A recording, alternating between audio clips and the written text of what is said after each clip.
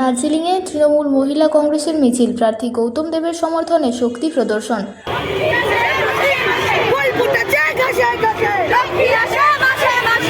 আসন্ন নির্বাচনের প্রাক্কালে পাহাড়ের রাজনৈতিক উত্তাপ ক্রমশ বাড়ছে। আজ দার্জিলিং জেলায় তৃণমূল মহিলা কংগ্রেসের উদ্যোগে তৃণমূল সমর্থিত প্রার্থী গৌতম দেবের সমর্থনে এক বর্ণাঢ্য মিছিলের আয়োজন করা হয়।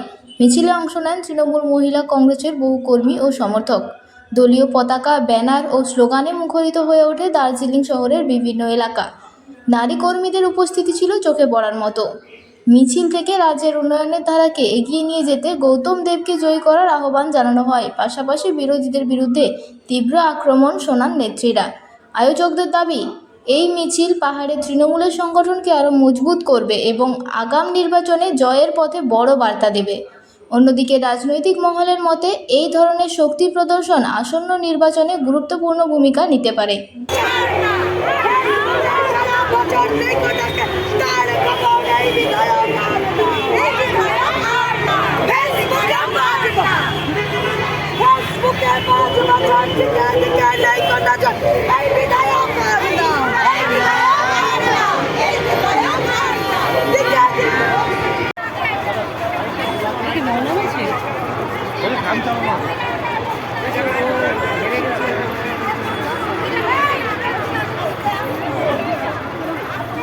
দিদি তুমি একটু বলো না, কি বলবো বলো?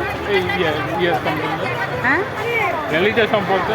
একদমই দার্জিলিং জেলার সমতল মহিলা তৃণমূল কংগ্রেসের পক্ষ থেকে আজকে একটা বর্ণাঢ্য শোভাযাত্রা আমরা করবো।